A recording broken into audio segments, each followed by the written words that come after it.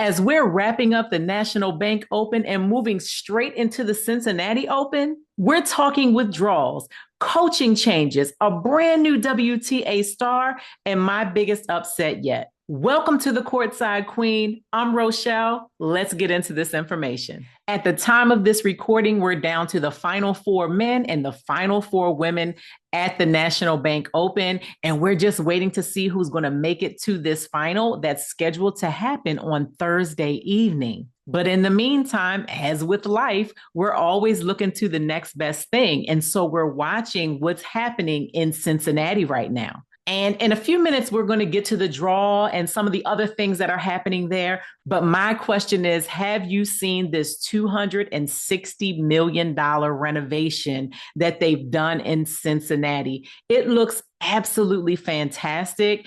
I can see just from watching what they've shown from the drone, the differences in the grounds. And I just cannot wait to get back there next year so that I can see it in person for myself. So let's talk about this new star on the WTA side. Have you guys been watching the National Bank Open, and have you seen Victoria Mboko playing her way all the way to the semifinals in her home tournament? This 18-year-old has really been impressive throughout the entire 2025, and she is having a breakout past week or so at her home tournament in Canada. The crowd is on her side. She's playing some amazing tennis. She took out the number one seed, number two in the world, Coco Gauff, in this tournament.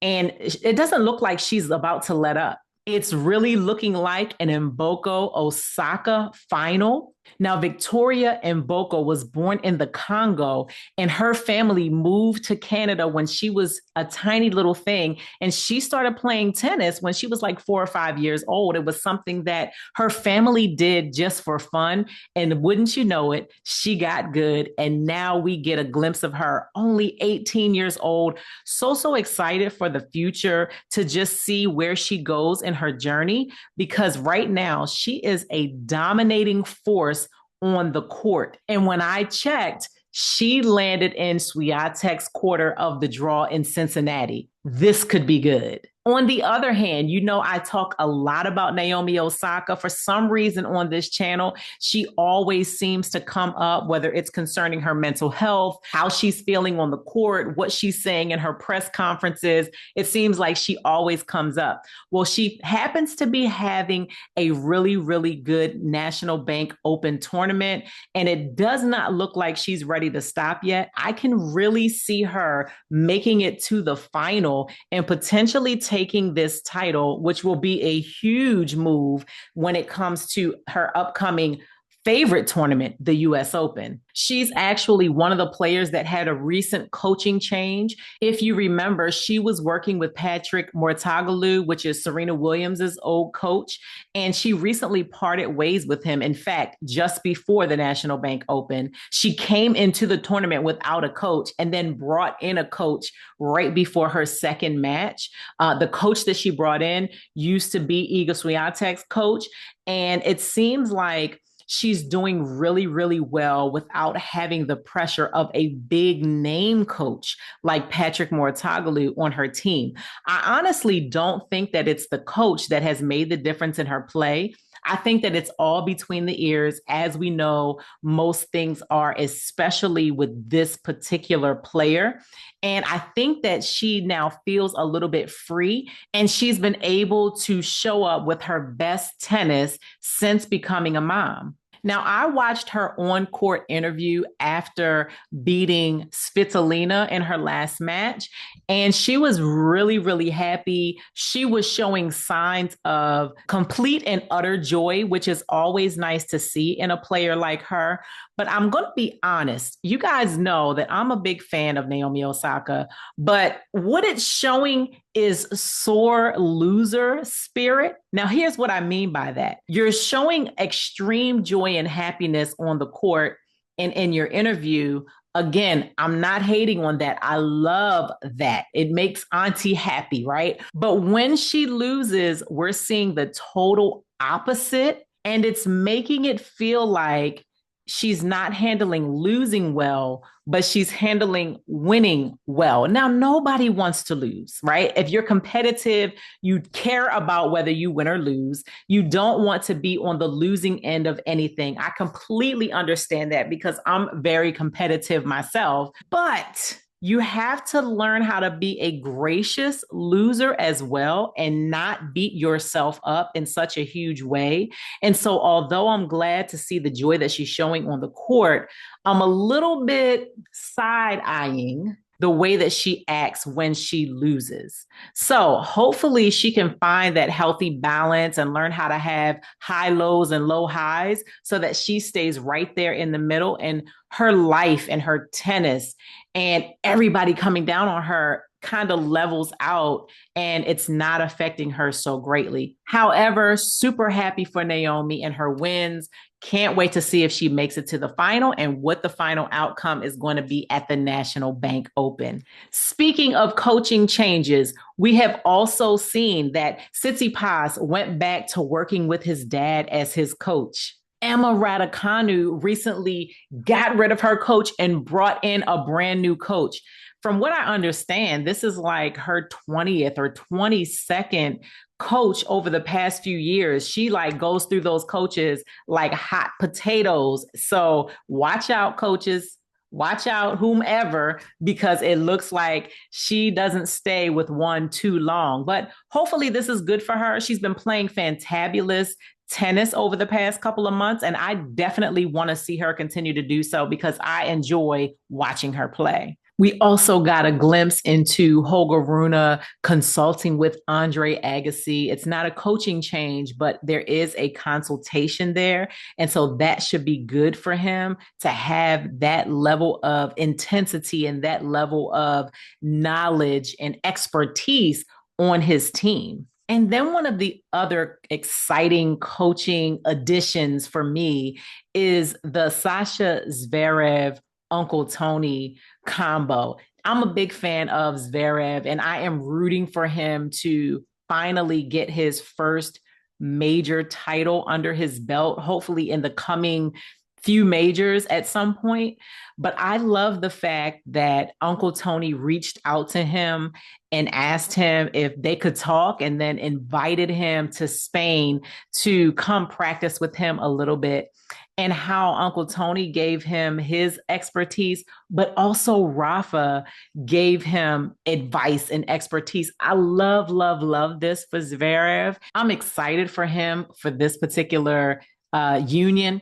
And Zverev also mentioned that he's trying to get Uncle Toni to be able to travel with him a little bit, at least sometimes in 2026. So hopefully that's able to happen. I would love to see this change in his box, this addition in his box. I know he has his dad and I know he has his brother and he has a good team around him, but to have a different voice and to have his father say, yes, go get that coaching from him is so exciting. And it lets me know that they really want to see him win. They really want to see him be able to just add that one extra thing that he's missing from his resume.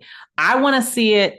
If you like Zverev, you want to see it. And I know his team wants to see it. I think that he deserves it. He's been so close so many times. So I'm definitely excited about the Uncle Toni, Sasha Zverev, Rafa Nadal union that's happening right now. Now, we've had some big names that have withdrawn from the Cincinnati Open. Fortunately, most of our top players are there. Alcaraz and Sinner are back. So we can't wait to see them in this particular tournament. But Novak Djokovic has pulled out. He will not be back to tennis until the US Open. It's just a couple weeks away. But I think most people were hoping to see him in Cincinnati. Right now, he's focusing on the majors because he's trying to get that elusive number 25, which I'm not sure if he's really going to be able to get or not, but he's focusing on the majors. Also, Jack Draper pulled out. I think he has some kind of arm injury. Not really surprising. Dimitrov had to pull out. Remember, he had a pretty serious injury at Wimbledon when he was about to take out Jannik Sinner in that match. So we weren't really expecting him to be back anytime soon. And then, of course, we talked about Paula Badosa still struggling with her back. And we talked about Ons Jabeur, who is taking some time off of tennis altogether. So those are some of the big names that we're not going to see at the tournament.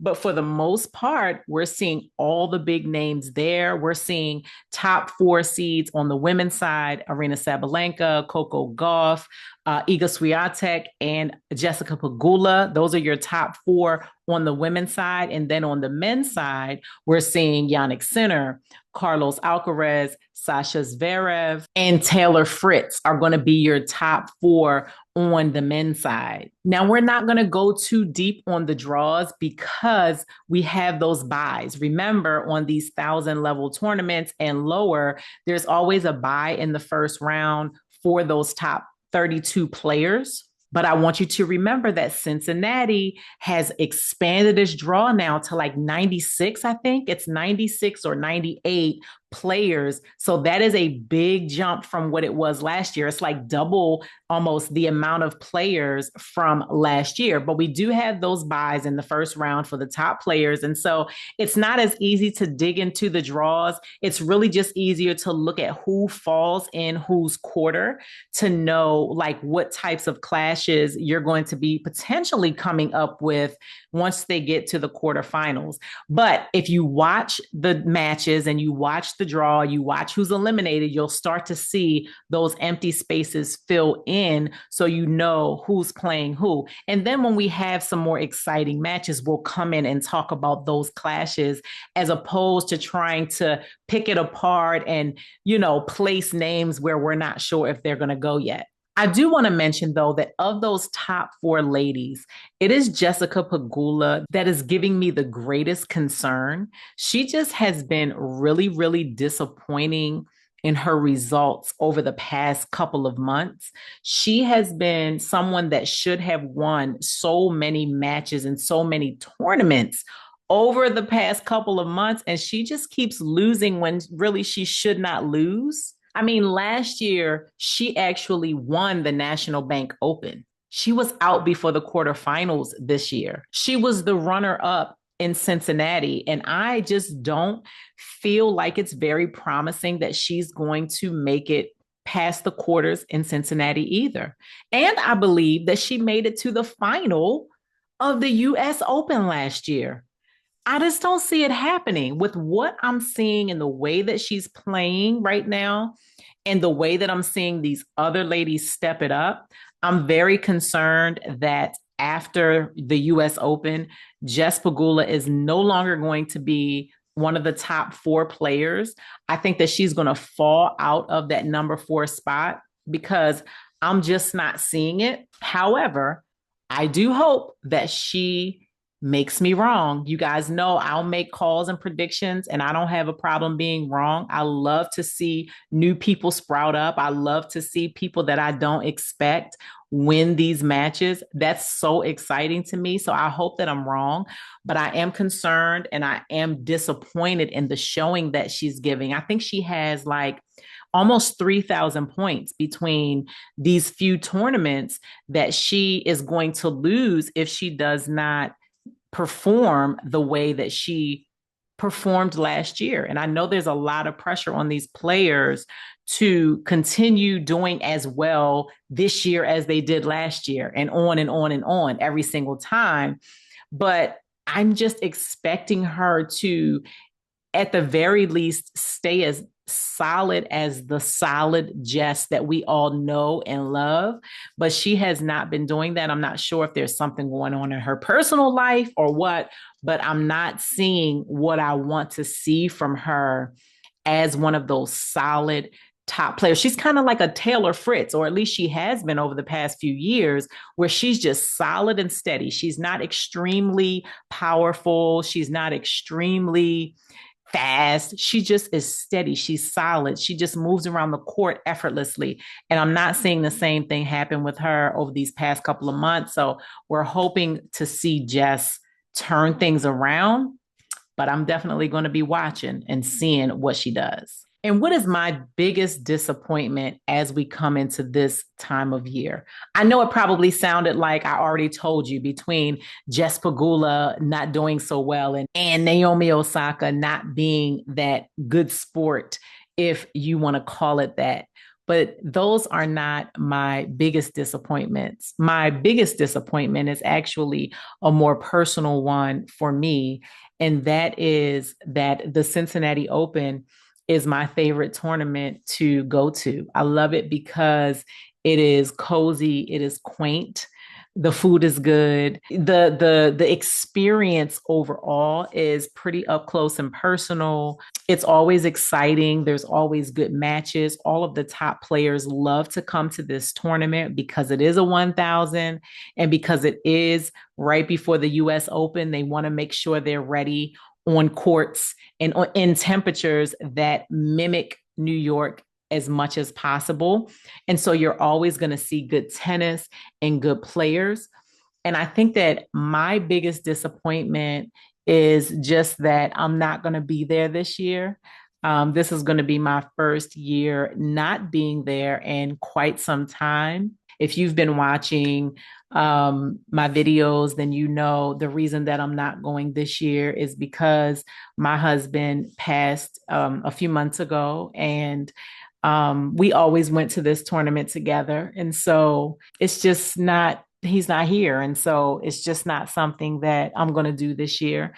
The goal is to get back there next year and enjoy it as if he were there with me.